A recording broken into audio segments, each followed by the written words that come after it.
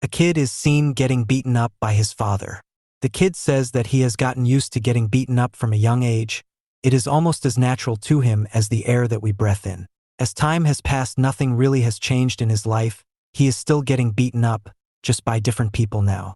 What changed, however, is where this beatdown is taking place, that being a juvenile prison. The story moves forward from there on, as we see the kid, named Ju Yong, has a target painted on his face, with a few men holding him down. On the other end, the guy who is making them do this is standing with a rubber band loaded up like a bow, with a coin being used as the object to hurl at Ju Yong. Ju Yong tries to make the guy, Kim Sung-ho, a convict for sexual assault who was sentenced for 2 years, understand that he is probably going a bit overboard with this, and that it is not necessary for him to do it this way. However, the guy tells him to shut up because after all, Ju Yong signed up for this, and he signed up for it because there was money on the table. Some context is later added, where it is seen that Ju Yong has been doing all sorts of weird gigs to earn himself some money. From doing chores, warming up people's shoes, acting like he is someone else's dog, to now outright being restrained by a bunch of guys. As Sung-ho is about to shoot him with a coin in the head, however, he is willing to do it because he really requires the money. The guy gets ready to shoot, and he wonders just how funny it will be for him to hit Ju Yong flush on the head. However, his plan does not come as how would have wanted it to, because as he is about to shoot him with the coin, the rubber band ends up breaking, which makes the coin roll out and go inside the toilet commode. Sung-ho and his lackeys are disappointed by this. However, Kim Sung-ho is happy that he is going to get money for basically nothing, so he jumps up to go get the coin from the toilet, but this makes Sung-ho cook up a new idea, as he tells Ju Yong that he should just G there and pick up the coin with his mouth because otherwise, it will end up being too boring. Everyone in the block talks about how this is too vulgar, and that no one will do this kind of thing because after all, someone in the block had diarrhea not too long ago, so it is a no-go for anyone. However, to the utter surprise of everyone, Ju Yong dives head first into the toilet and ends up taking out the coin with his mouth. This disgusts everyone including Sung-ho himself, who tells Ju Yong to stay away from them, because there is going to be a smell with him for sure. Despite the humiliation, Ju Yong is quite happy, and that is because in spite of everything, he has now accumulated 50,000 won, which makes him a very happy lad. The guys end up wondering just why is Ju Yong so desperate about the money. They come to conclusion that it is probably because he was convicted for trying to take someone's life, and that is why he wants a lot of money so that he can eventually end up clearing his name when he gets out of the place. Just as all of this is going on, Ju Yong is informed by one of the wardens that someone had come to pay him a visit. After that, he goes to the visiting section, and he is met by the only person who cares for him to show up there, the girl named Daeyeon.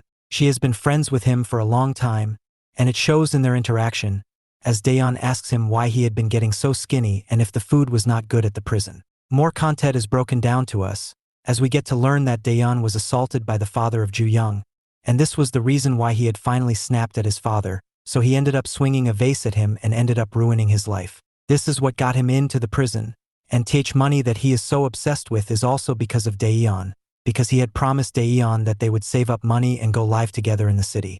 He ends up giving all the money he had accumulated to Daeyeon, and while Daeyeon refuses it at first, stating that she is not someone who takes loans from others just because she is an orphan, but she remembers the promise, so she decides to take the money and manage it to help fund a better future for both her and Ju Yong. Visit time is then over, and Daeyeon takes her leave from the scene. Later on, Ju Yong holds the picture that he has of Daeyeon and him together, but to his dismay, Sung-ho finds him gawking the picture and demands it from him. Ju Yong denies the order from him, and this ends up pissing off Sung-ho significantly, but as he is about to attack Ju Yong for disobeying him, a new inmate is sent to their block. Upon deeper inspection of the guy, it is found out that he is the infamous dude who had taken the life of 7 bullies on his own, and this puts everyone on notice as the general assumption about him is that he must be beast for that reason. One person who is not unfazed by him though, is Sung-ho, who ends up taking on the guy, named Ma Jae-im, head first, stating that whoever that might enter the prison needs to serve under him regardless of the severity of their crimes. Ma Jae-im is quick to notice the oncoming attack and manages to block it with rather ease, and just when it was looking like Ma Jae-im was going to kick the butt of Sung-ho, something stopped him, and Ma Jae-im gets dropped by a punch from Sung-ho. This ends up deflating the entire group, as they had expected the guy who took the lives of 7 different bullies at once. After that, things don't quite settle down, because the bullying of Ma Jae-im keeps on continuing. Sung-ho orders Ma Jae-im to run an errand for him, but despite not being the strongest guy, Ma Jiam does still have a huge ego, which does not allow him to succumb to scums like Sung Ho, and so he decides to not answer the order, and this ends up getting him beaten up again. Later that night, as Ma Jiam was laid down beside Ju Yong, as Ju Yong asked him if he was dumb, because it really is not that hard for him to kiss up to Sung Ho and stay safe. However, he decides to rebel against him, and because he is not strong enough, it gets him beaten up. Ma Jiam asks a question for his answer. He questions Ju Yong if he has been living such a miserable life here. This question sends Ju Yong into deep thought, as he realizes that his life, even before the prison, was quite miserable to say the least. The next day, Daeyeon is on her way to pay Ju Yong a visit, as is common for her. She brings along some homemade food for him, because she had notices that he had gotten skinnier, and hopes that the visit and food from him will make him happier in such a tough time. As she was crossing the road though, something unprecedented happened. A large truck comes by and hits Daeyeon. This sends her flying off, taking her life. Meanwhile at the prison, it was life as usual for Ju Yong. However, one of the prison guards inform him of the accident that took the life of the person who comes to visit him so often. Ju Yong loses it. His life as he knew it crumbles before him, as the person who he held so dear to him is now longer in the world, and he cannot do a thing about it. As this is going on, Sung Ho notices that the bathroom which he had ordered Ju Yong to clean was not yet cleaned by him, and this makes him mad, so he approaches Ju Yong, who is a shell of his former self, lifelessly staring off the photo he had once taken with the now deceased young lady. Sung Ho takes away the photo from him to no protest, and he gets to learn that the girl in that photo had passed away. This does not affect him though, as he thinks the girl is cute. He wants to put her photo on sale and tells everyone to bid on it. He further goes on to make some very objectifying comments on the girl, disregarding her deceased status. This alongside the stuff Ma Jiam had told him the day before, about being miserable triggers Ju Yong, and with nothing to lose, he hits Sung Ho with a shattering punch. Ma Jiam remembers how Ju Yong said that he can take stuff on himself just like how he took it from his dad, who was with the mafia, but he cannot take it when someone targets Daeyeon, which is why he had almost taken the life of his father. Ju Yong also beats up the oncoming goons of Sung Ho, and his rage was on a whole different level from what we had known and expected. Sung Ho realizes that he cannot handle the demon that is Ju Yong, and so he apologizes to Daeyeon, telling him that he will offer him a crazy amount of money if he were to let him go. Ju Yong laughs this off, saying it is a great deal. However, he is not interested in money anymore. He wanted to get out, that is why he wanted money, but that has changed. His reason to get out is no longer there, and that is why he does not mind staying and beating him up more. The beatdown continues, and a traumatic flashback from the earlier days of Ju Young's life is shown. In it, we get to see Ju Yong getting tortured and beaten up by his tyrannical mafia father, who wants him to toughen up and get stronger. His father wanted Ju Yong to be exactly like how he is, and for that reason, the violence continued for ages. Every day, Ju Yong would get beaten to a pulp, as his father told him that the only way to get acknowledged by his father was to become a mafia like him. These traumatic experiences are what made Ju Yong who he is today, and as we go back to the current time, a horrific scene is seen within the blocks of where Ju Yong has been assigned. Blood has filled the room and bodies lay flat. The warden who comes and sees this is stunned, which is why he asks Ju Yong just what in the world was happening. The prison guards are awestruck by what was in front of them, and neither could they believe that someone as docile and rule-abiding as Ju Yong would end up doing something like that. However, Ju Yong confirms that he indeed did all of it. Later, Ju Yong was shifted to a solo cell, where he was locked up, and there, Ju Yong was looking at the picture of Daeyeon, as he ponders about some of his memories with Daeyeon. We then see a flashback to the time when the picture Ju Yong was checking out was taken. It was after their middle school graduation. Daeyeon was mad at Ju Young's father, asking what kind of parent beats up their own child for no reason. She also adds that she wants to go and ask this question to his father's face, asking just why he had resorted to violence against him and why did he always neglect him. Ju Yong gets worried by this, so he brings up the time when Daeyeon had promised Ju Yong that she would never go to his house, and if she ever breaks the promise, she has to call Ju Yong her brother from then on. Daeyeon gets annoyed by this, and poses the question if Ju Yong is behaving this way with her, because she is a homeless person. Ju Yong clarifies to her that it was not the case at all. However, Daeyeon goes on a rant about how the city they are currently in sucks for an orphan like her. Daeyeon announces her decision to move to Seoul after high school, because the city and the society is suffocating to her, and she thinks she will live a much better life in Seoul. A life that will be full of adventures and luxuries. Ju Yong realizes that Daeyeon moving to Seoul, while good for her, will make him a much lonelier person in the city, as he will have no friends, no one to talk with, no one to depend upon. However, just as he is getting lost in his thoughts, Daeyeon speaks up and tells him that he must also go with her to Seoul. This surprises Ju Yong as he was not expecting this sudden offer. Daeyeon does no like waiting for answers though, so she grabs Ju Young's hand and made him do a pinky promise with her, saying that he will definitely go with her to Seoul after they are done with high school. Ju Yong is overwhelmed by how quickly this is moving, but Daeyeon threatens him by adding that if he fails to keep this promise, he will have to call her his sister for the rest of his life. Their fun back and forth was going on when an old man showed up.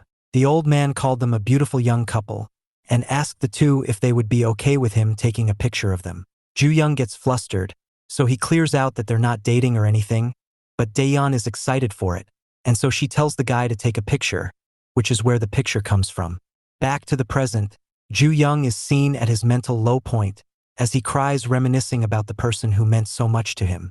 Not only that, as anger has also filled him up to the point where he starts punching the wall of the special punishment cell.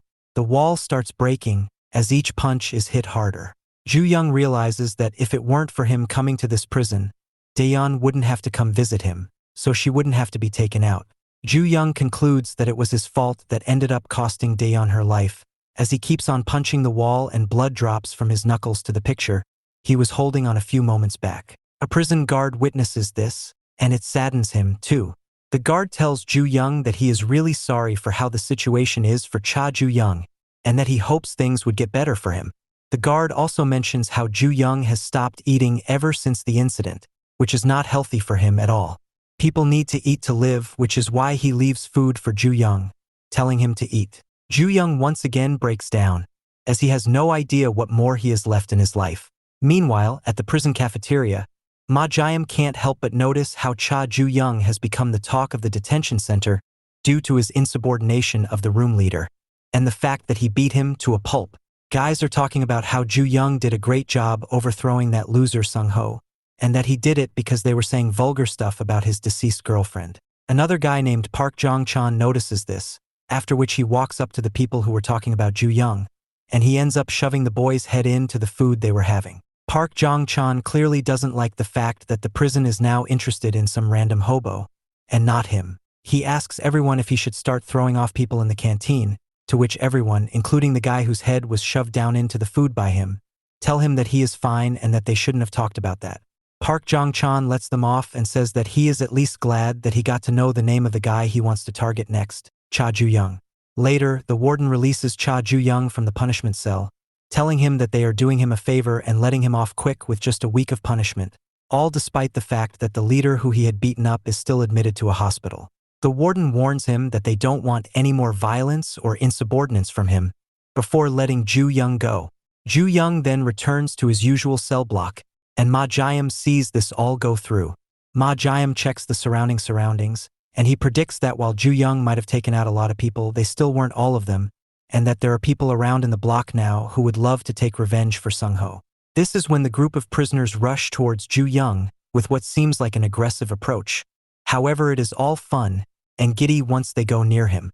All the prisoners behave nicely with Ju Young, telling him to rest after such a hard time inside the punishment cell, and that he should take it easy now. Ma Jae-im is amused by this, as he notes down on his notebook about how the prison operates a lot differently than your usual school. At school, a lot of things matter: strength, family background, wealth, personality, grades, and etc. Whereas in this detention center, only one thing matters, and that is strength. One such day, Ma Jae-im was standing on the yard of the prison when he notices that Ju Young was beside him. Ju Young goes straight to the point and asks Ma Jae-im just why he had stopped Ju Young from taking the life of Sung-ho, when Ma Jae-im himself is infamous for taking the lives of 7 people. This question triggers some rather unflattering memories of Ma Jae-im, as he was seen soaked in the blood of the people he had finished off, all while looking very confused, and even in the current time, he looks confused. When suddenly, Park Jong-chan arrives to the area and asks Ju Young if he was the guy who caused the commotion. Ju Young doesn't want to talk to him, but Jong-chan was there to fight, and that he did. Zhang Chan accuses Ju Yong of being a power-hungry guy who wants leadership of the room, all while beating him to a pulp. One of the prison guys sees this, which stops Zhang Chan momentarily, but upon leaving, he goes back on the assault again. Zhang Chan states how room leaders can fight as much as they want. However, Ju Yong is uninterested and takes the beating. Zhang Chan gets frustrated from the lack of reaction and decides to spice everything up as he folds up his sleeves to reveal the same mafia dragon tattoo that Ju Yong's father had, which immediately triggers the trauma for Ju Yong. Zhang Chan goes on further, making fun of Daeyeon and her untimely demise, which turns out to be the final string needed to be pulled, as Ju Yong gets up from being beaten up to grabbing Zhang Chan's tattooed arm, twisting it and putting Zhang Chan against the mesh of the borders of the prison yard. He then starts kicking Zhang Chan in the head, all the while twisting his arm more and more. Ju Yong has always hated that dragon tattoo, and that is where he likes to take out the rage on, which is why he asks Zhang Chan to repeat what he said while he keeps repeating the same routine. This beatdown continues for a while before Ju Yong breaks Zhang Chan's arm for good. More context is shown regarding Ju Yong's hatred for his father and the dragon tattoo. We get to see that people of the society were always very rude towards Ju Yong.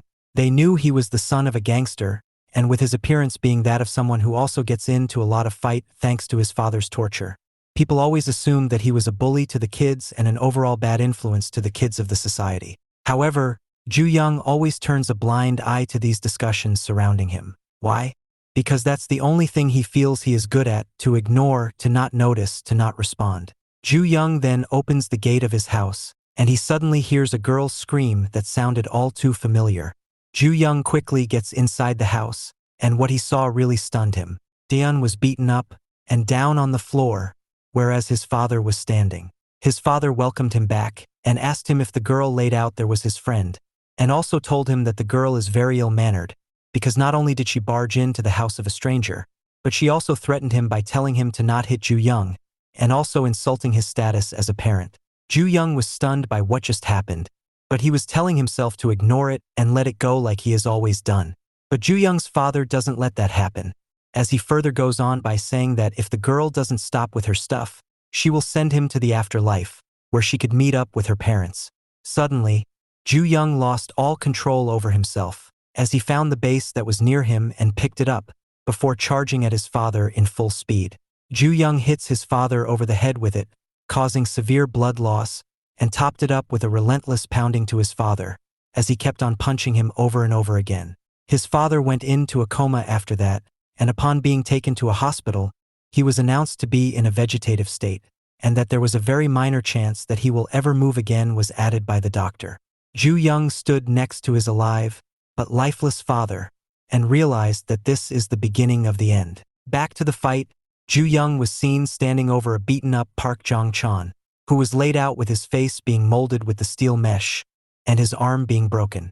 Everyone was petrified by this, as they wondered how much of a beast Ju Yong is. After all, he had just come out of the punishment cell not long ago, yet he is already back to wreaking havoc and breaking bones. Just then, an announcement is made, and the prisoners are told that they should return to their cells, as the exercise period is over.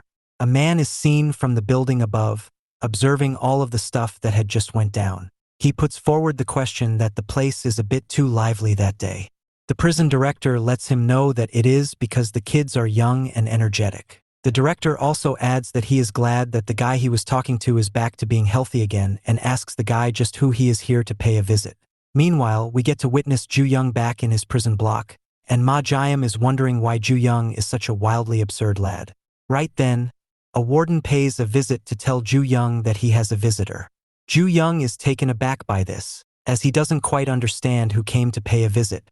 His mother ran away quite some time ago, all his relatives are cut off, so he really wonders who would come to pay him a visit. Upon going to the visitor's room, Ju Yong is flabbergasted, as he finds out that his father, Cha Gangryong, is there to pay him a visit. He is left speechless, as his father questions him if he is shocked to see his father alive after what he had done to him. Ju Yong is genuinely surprised because of that, as he recalls the doctor letting him know that his father might never wake up again. The director lets him know that a miracle occurred for things to be this way. Ju Yong's father tells him that he could not believe that his son had become like this, as he is usually a calm guy. As he woke up, he was surprised knowing that what could not be done by the strongest of gangsters was done by his son. It made him tear up as he was proud of his son, and he let him know that he loves him a lot, which is why he is willing to do anything for him. He then drops the bombshell that it is because of Ju Yong that he had ended up taking the life of Daeyeon, because it is because of Daeyeon that his son had gone berserk. This shocks Ju Yong beyond comprehension, as he could not believe what he had just heard from his father. Gangryong went in more detail, saying that he took her out with a truck because she had told him that he is not a good enough father, so it was his way to prove her that he is willing to do anything for his son, because by taking her out, he will be able to bring out the rage from his son, which is what he wants. As this is being said, Ju Yong hurls himself at his father, planning to finish him off right there, because he wants revenge for his beloved. However, as he is about to do so, several officers shoot at him with taser guns, which electrocutes Ju Yong and is successful at restraining him. Gangryong tells him that, if Ju Yong wants to finish him off for good, he first needs to take out all the young prospects of the Dragon Gang, who are in this center, to prove his worth. Once he has managed to pull that off is when he will get the chance of taking out his father, and he really wants him to get to that level and finish his father off, because that would mean that Ju Yong would reach the status of the second in charge, which would allow him to challenge and take out the Heavenly Dragon, which is what his father always wanted. After the long monologue, Gangryong is on his way to leave the area, when to the surprise of himself once again at Gangryong, vowing to finish him off right then and there. Everyone is left in awe, and they cannot believe the fact that Ju Yong was going to take out his father in front of them. But just at that very moment, a young man comes from behind and grabs Ju Yong by the head. He apologizes beforehand for what he is about to do, before he drives Ju Yong's head down to the ground. The guy says that his job is to protect the boss, Gangryong, and that he will do it to the best of his capabilities. However, Ju Yong still does not budge from this, as he tries to fight off the bodyguard of his father. Gangryong sees this and tells his son to look around, because there is literally no way that someone like him could have reached Gangryong. We then get to see that the place is filled to the brim with the gangsters of the Dragon Gang. Gangryong reiterates to his son that the only way he can reach to him is by taking over the prison. After that, Ma Jiam is seen working at the carpentry department of the prison. Everyone working with him are shocked by his mastery of the hammer, and they cannot help but wonder if he used that weapon to take out the 7 bullies. However, they also find it funny that a guy like him has such a huge case on his head, when he looks like your everyday Joe. As work is going on, a random kid named Gunnamin, who was put in this place of arson and robbery, comes to the scene with a toolbox in his hands. He is ordered to put it on the shelf, but as he is about to do so, he mistakenly drops it, to the ire of the people who had told him to do the work. What's shocking about all of this is the reaction of Ma Jiam, who ends up dropping a nail which he was hammering in upon seeing that guy. Gunnamin then walks up to Ma Jiam and tells him that it had been a long while since they had met. We get to learn that the two of them went to the same middle school. Gunnamin asks him if he remembers him, to which Ma Jiam replies that he does. Gunnamin then asks him the question he always wanted to ever since he heard that in the news. Gunnamin asks Ma Jiam if he had really finished off those 7 bullies, because to him it seems as unfathomable. Ma Jiam is obviously bothered by this, so he asks Gunnamin just what was so surprising about that. Gunnamin explains his point by adding that it was because Ma Jiam was not someone known for fighting, he was a great student, and was not someone who trained in combat either, which is why he found that to be surprising. Just then, a warden comes to warn Gunnamin to not talk so much during work time, and so he walks away from the scene, telling Ma Jiam that he will be seeing him later. Ma Jiam is left distorted after all this, as he does not know what to do or say. We also get to see that he had also mistakenly used a nail to impale his own hands from the distraction that was caused by Gunnamin. The scene changes and everyone is seen at their prison block. Ju Yong is also there, as he is wondering about what went down earlier, and that it is facts that he cannot reach his father without taking over at the prison. That being said, he is confused about how he will be able to take over at the prison. As he ponders about that, the other prisoners are sad by the lack of good food that they have at the prison. They hope for some miracle to happen so that they can receive good food like pizza. This rings a bell for Ju Yong. As he also notices a prison guard was nearby, he calls out to the guy to start executing his idea. Ju Yong asks the guard if there was anything wrong, to which the guard said that there wasn't. Ju Yong then asks the guard if it was possible for the people of his block to receive pizzas to eat. The other inmates are shocked by this and questions the sanity of Ju Yong. However, Ju Yong does hold extra authority being the son of Gangryong, so the prison guard tells them to come outside. Later, it is seen that the prison had actually went ahead and gave them pizzas to eat. Everyone in the block was surprised by this, and they could not help but show their immense gratitude towards Ju Yong, who had made it all possible for them. Ju Yong wonders that his father's brand value must be tremendous, because even the staff of the prison were sucking up to him, and it seemed like his influence was all over them. Ju Yong also knows that he is being treated specially just because of the reason that he is Gangryong's son. Meanwhile, the inmates also start wondering just who Ju Yong is related to for him to have garnered such influence inside the prison. They wonder if he is related to a congressman, or maybe he is the relative of a chaebol. That doesn't matter, what matters is that he is ridiculously influential. Ju Yong hears this, and understands that he can use this newfound influence to make stuff happen. He vows to do anything and everything to reach his goal, and if that means that he has to take advantage of the fact that he is Gangryong's son, then he will do that too because it's the necessity. That being said, he also needs to figure out how much he can push the limits using his father's name. On the other hand, the inmates are worried about Ma Jiam, as he is sitting down at one corner. They wonder why is being like that, and why isn't he coming to eat the pizza. Ma Jiam maintains his silence, so they come to the conclusion that he must be going through some personal issues. Later on, the scene shifts to the carpentry work site, where Ma Jiam can once again be seen working diligently, and besides him was Ju Yong, who was also working. As the two were putting on the grind, Gunmin shows up, and just like before, drops his toolbox full of nails on top of Ma Jiam's head. Gunmin lies, saying that his hands are slippery, which is why he keeps on dropping it. Ma Jiam sees through it, and glares back at Gunmin, knowing full well why he has been doing it like that. Just then, a few seniors come into the fray and they are backing Gunmin. They ask Gunmin what kind of a bully he is, when his target is not even scared of him, and stares right back at him. The seniors then get near Ma Jiam, they inspect him, and add that they were really excited to meet the junior of theirs, who had apparently taken several lives by his own. Gunmin laughs it off, as he goes up to Ma Jiam and says that he must have forgotten about how things operate between them. Gunmin further adds that what he is about to do will definitely remind Ma Jiam how things have always been between the two of them. Gunmin then grabs the back of the neck of Ma Jiam, as the story goes into a flashback. There, we get to witness Gunmin ruthlessly bullying Ma Jiam. Ma Jiam asks for forgiveness, stating that it is enough, and going even further will cause some huge issues. However, Gunmin has none of that, as he tells Ma Jiam that it is not about anything so serious, and that it has always been about having fun. The bullying continues, and we get to learn that Ma Jiam was sent to sit below a thin table, when Gunmin would start hanging in those nails with a hammer, causing them to get out from below, which in turn would hurt Ma Jiam. Back to the current time, the trauma still exists within Ma Jiam.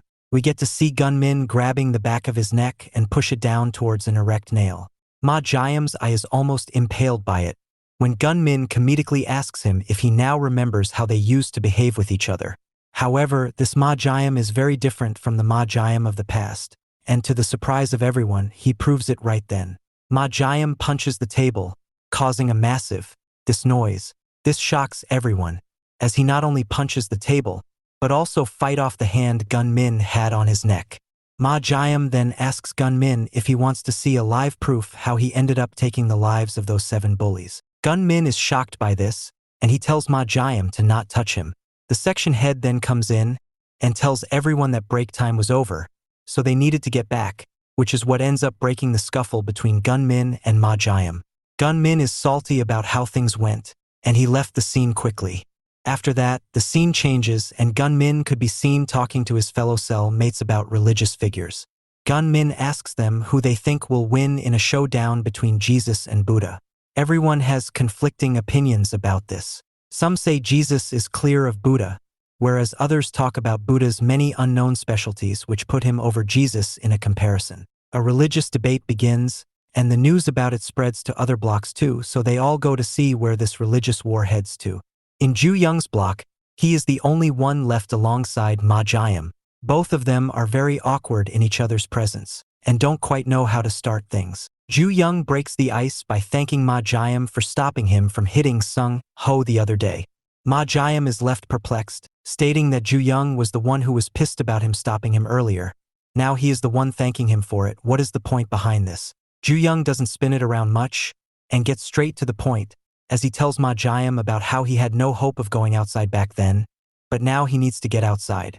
Ju Yong informs him that he has found the person who took the life of Daeyeon, and that person is his own father. Ma Jiam is confused about this, as he asks how Ju Young's father had got out of his coma all of a sudden, to which Ju Yong replies that it is a long story. Ju Yong then continued, telling Ma Jiam that the fact of the matter is that if it weren't for Ma Jiam, he would have been confined here for life, but because he had stopped him then, he got off lightly. Ma Jiam is offended by this, and asks Ju Yong if he is trying to rub in some salt in Ma Jiam's wounds, as Ma Jiam is the one who is stuck here for a ridiculously long time. Ju Yong quickly denies that, and tells Ma Jiam that he has his back, and will definitely return the favor to him eventually. Later, Ma Jiam is seen at the carpentry work site again, where the leader of that section hands him over the keys for the room, and tells him to clean up the place as he needs to go home to do something important. Ma Jiam takes up the offer and gets to work. However, as he is cleaning up, he notices a moth on the desk, and this ends up triggering some unpleasant memories for him. We go to a flashback, and there, an 11-year-old Gunmin could be seen enthusiastically showing off his big collection to Ma Jiam, who is of the same age. Ma Jiam doesn't really like bugs, but he still bears with it, and he does it because of Gunmin, who is his first ever friend. Gunmin is enthusiastic about these things, and he loves sharing information about these things with Ma Jiam. One day, a bunch of bullies start harassing Gunmin for his hobby, asking if he collects those bugs to eat them later, to which Gunmin says no. This doesn't stop the bullying, and they keep on harassing the poor old kid. Ma Jiam then comes to the rescue, telling the bullies to not harass his friends and go do their own stuff. As Ma Jiam is the class president, everyone respects him, and they follow his orders. Afterwards, Gunmin asks Ma Jiam if he wants to go hang out with him at his house, where he can show him his new bugs. Just then, a bunch of kids come to invite Ma Jiam to play football with them. Ma Jiam is hesitant and lets them know that he has an appointment, but he eventually gives in to the temptations and goes to play with them instead of hanging out with Gunmin. From then onwards, the distance kept on getting bigger and bigger between Ma Jiam and Gunmin. The next year, Gunmin was in a different class than Ma Jiam, so meetings became even more scarce. One day, Ma Jiam went to check up on Gunmin, but he finds his seat to be empty. He learns from kids who were passing by that Gunmin was being bullied and was taken to the warehouse for further harassment. This pisses off Ma Jiam, who quickly runs off to check up on his friend.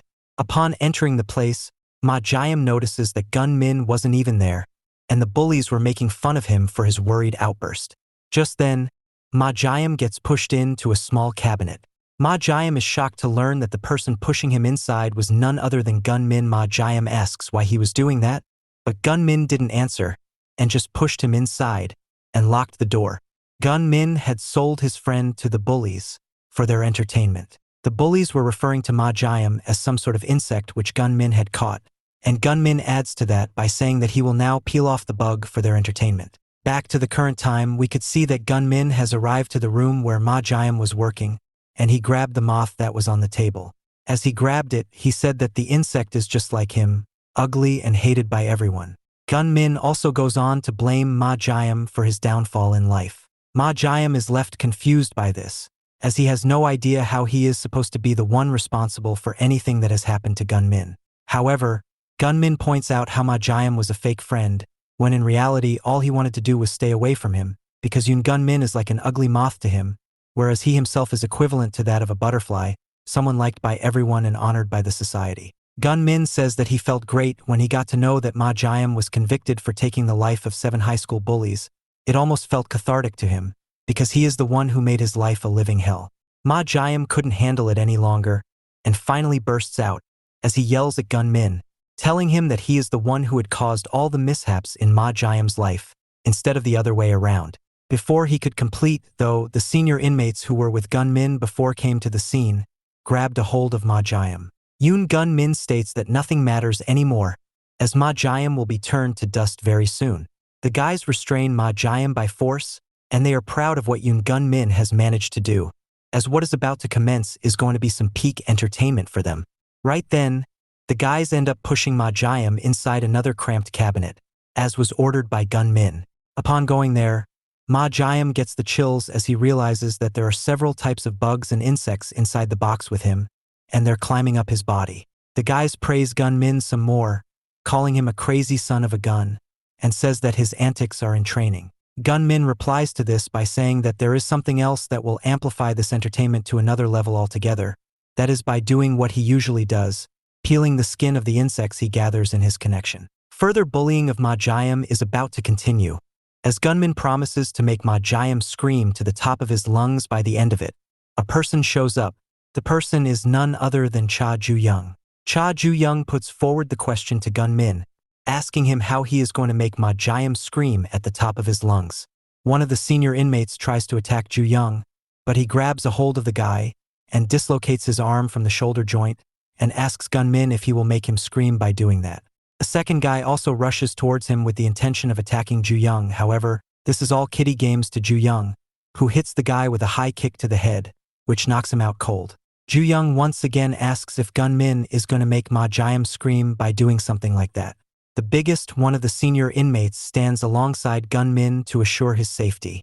Ju Yong then calls out to Ma Jiam, who hears the voice and peeks out from the little spot he could look from, as Ju Yong tells him that he will be paying back Ma Jiam's debt now, so he can rest assured.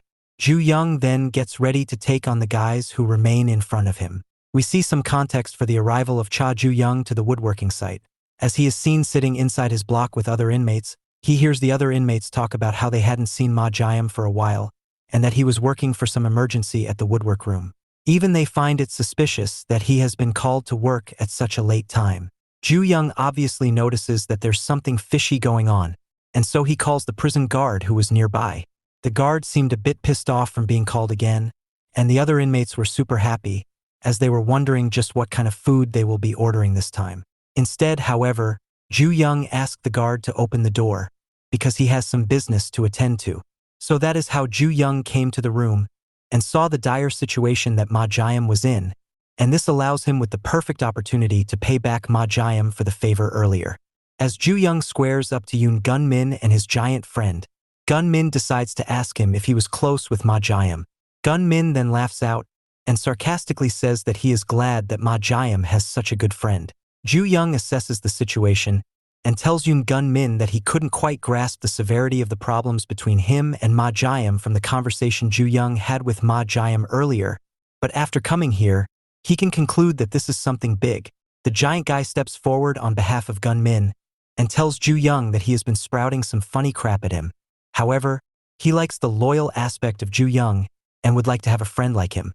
The guy throws himself at Ju Yong with a punch loaded up to him, as he asks Ju Yong if he would like to be his friend. Ju Yong doesn't get fazed by the size of the guy and takes him head on, as he locks in an inverted triangle choke, before slamming the guy down to the ground with a judo-esque maneuver. The guy gets spiked on his head and is seemingly knocked out, as Ju Yong tells him that he will never be friends with someone like him. Ju Yong then turns his attention to Gunmin. Gunmin is left panicking by this, and he doesn't quite know what to do or say to get out of this situation. He decides to blackmail Ju Yong into turning against Ma Jiam. Gunmin tells Ju Yong that he is the victim in all of this, and it is maybe unbeknownst to Ju Yong, but Ma Jiam is the perpetrator behind everything that had gone wrong with his life. He further elaborates how Ma Jiam was pretending to be his childhood friend, giving him hope, but in actuality, all he was doing was backbiting. He was like a snake whose venom had run down his entire system. Gunmin also adds that Ju Yong should be careful himself, because Ma Jiam is going to betray him as well. This momentary distraction is enough for Ju Yong to lose track of his surroundings, as we get to see the giant guy from before getting back up, and putting Ju Yong in a well-locked-in choke hold from behind. Gunmin enjoys this as his distraction worked wonders. After that, he orders the giant to break Ju Yong's neck by applying more force. Ju Yong realizes the danger that he is in, and decides that he must break the hold at any cost. The guy has a very strong grip, which is why Ju Yong decides to go dirty and snap his fingers to get out of the hold. However, Gunmin sees right through this, and so he uses an object that he had in his hands to stab Ju Yong in the midsection. This obviously hurts Ju Yong a lot, and he is back at a disadvantage once again. The giant guy thanks Yoon Gunmin for the help and calls him the best friend one could ever have. Just when they are about to end Ju Yong, the giant guy's neck gets trapped with a chain, and he starts getting choked out. The one doing it is a returning Ma Jiam. He warns the giant guy to let go of Ju Yong immediately, as his neck would break if he didn't let him go. Gunmin is shocked by this, as he wonders just when Ma Jiam had escaped the cabinet. It takes him a while to realize that he must have managed to done so after Ju Yong kicked one of the other inmates into the cabinet, breaking it in the process. Just then, a resurgent Ju Yong hits Gunmin with a jumping roundhouse kick to the face, knocking him down on his butt. Meanwhile, the giant guy is getting strangled by Ma Jiam, but he figures that if he uses his power to pull Ma Jiam away, it will be enough for him to survive. As the guy tries to do so, he is being supported by Gunmin, but it doesn't quite work out as Ma Jiam uses his leg to increase the compression on the guy's neck, also managing to stop him from moving thanks to that. The guy is getting choked out even harder now. As Ma Jiam holds on to him with his bloody hands, he tells him to stop trying, because the more he tries, the more likely it is that he will be losing his life thanks to it. The guy knows that this is the end of it, and so he gives up, knowing that there is no use in doing anything after that. Ma Jiam is relieved to know that the guy is done for, and that is when he realizes that he needs to turn his attention to somewhere else, and that someone is none other than the dastardly former friend of his. Yoon Gunmin realizes this and starts backtracking, and Ma Ji-yom keeps getting near him, step by step. Gunmin tries to argue his way out of it, stating that he is the victim in this whole situation, and blaming everything on Ma Jiam. However, as he is saying all of this, her looks up to see the honestly frightening expression on the face of Ma Jiam. Yoon Gunmin realizes that he is not getting out of this like this, so as he falls down, he keeps on apologizing to Ma Jiam, saying that he must have lost it when he decided to put him through so much trouble. He tells him that he will never do anything like that ever again, and begs for mercy. Ma Jiam speaks up and he lets Gunmin knows that he never thought of him like that, and that he will never truly be able to hate him, thanks to the fact they were once friends. He further adds that he is aware that his life has been already ruined thanks to the stupidity of Gunmin, and coming here for the crime of taking lives of 7 different people, put a final stamp on it. Having so much burden on him already, he had nothing to lose, and he could have done some gruesome things with him, but because he does not hate him, he was not able to pull the trigger on it, and hence why he will now let him go. Gunmin thinks about this whole statement, and wonders just how much of a gullible idiot Ma Jiam really is, as he smirks in happiness. However, the suffering continues for him, as Ju Yong lets him know that the stab with the foreign object which he gave him had hurt him a lot. That is why Ju Yong hits him flush in the face with a wicked kick, knocking him out, and evening the deal between them. Ma Jiam realizes just how much of a help Ju Yong was to him, and thinks about their conversation from before, where Ju Yong had asked him about the issue with Gunmin, and how he had shown concern for that thing. Ma Jiam is truly grateful for this, and he shows his gratitude by thanking Ju Yong for what he had done. Ju Yong is a bit taken aback by this, and he asks him why did he even say it, what was the need. Just as this is going on, the two of them get shocked as they notice another huge guy, also a cellmate of Gunmin, come to the scene. The guy is a bit of a psycho, and so he starts telling a knocked-out Gunmin about how he was looking for him, and how he was scared because there was a cockroach in their room. The guy then gets on top of Gunmin and starts pummeling him with punches, as he tells him that he should have been there to help catch the cockroach because he really was scared. Blood of Gunmin splatters all over the face of the guy, and because of that, he starts feeling disgusted. He says that he hates getting dirty, and quickly runs over to Ju Yong, and uses his shirt to clean his face. Afterwards, the guy menacingly asks Ju Yong if his face is cleaned up now. Ju Yong is understandably taken aback by this, but the guy is persistent, as he keeps on asking him if his face is cleaned up now, and demands an answer from Ju Yong. Ju Yong is not one to be messed with though, and he packs no punches, so Ju Yong just straight up tells the guy that he is not cleaned up, and in fact, he is looking filthy. This devastates the guy as he clearly cannot stand being called filthy, and so he gets pissed off at Ju Yong, and is about to throw hands at him when suddenly the person in charge of the woodwork room comes, and he tells everyone present in the room to stop whatever they were doing there, and go back to their prison blocks as they should be done working by now. The guys there have to follow the order, however, that does not stop the germaphobe dude from checking out the tag number of Ju Yong, which is 7199, and he keeps on repeating the number with an obsessive look, almost as if he was marking down his target for a future hunt down. The night eventually fades into daylight, and a new day begins, and on the new day, Ju Yong and Ma Jiam could be seen at the prison yard, as is accustomed for all prisoners during a fixed amount of time every day. They must spend their time at the yard, working out, playing sports, or engaging in other such physically demanding activities to help keep them in a good physical condition. Everyone could be seen doing just that, except for Ma Jiam and Ju Yong, who are sitting on the stairs. Ju Yong, in particular, is very annoyed by his surroundings, as we get to see that there are a bunch of guys besides and behind him, all surrounding him in a very uncomfortable manner. Ju Yong decides to voice his displeasure openly, so he speaks up and asks all the people surrounding him just why were they doing so, and what was their motive. A guy named Gunnamins speaks up, and he lets Ju Yong know that there is a very obvious reason why those dudes were doing this with him. As this is being said, bunch of the guys who were working out were also looking at Ju Yong, as after all, he is now popular in the prison for his badassery and raw strength, which he had put on showcase when he took out the guy some time back. Gunamin explains that this was the exact reason why the guys were flocking around him, because Ju Yong already has Ana aura surrounding him, and that aura scares off people, and the guys surrounding him are people who constantly get bullied, so it is important for them to use this to their advantage, which is why they flock around them, making sure no one picks a fight with them. Ju Yong is very much annoyed by this, and he wonders just why does he have to be the one handling these things. However, he understands the situation, which is why he tells the guys that he is fine with them doing what they are doing, but only as long as they don't mess with him, because he has a lot of stuff to learn about. Ju Yong then thinks about the dragon, which is red in color and is surrounded by blue flowers. They call it the red flower dragon. His father and the people of the gang have that tattooed on their bodies. He needs to look for it. However, as he looks around, he cannot seem to find a trace of the tattoo on any of the guys, and he wonders just where the goons of his father's gang are hiding now. Just then, Gunamin tells Ju Yong that he can ask anything he wants to him because he is the knowledge encyclopedia of the entire prison facility, and that is why he can tell him about any sort of thing that he wants to know about.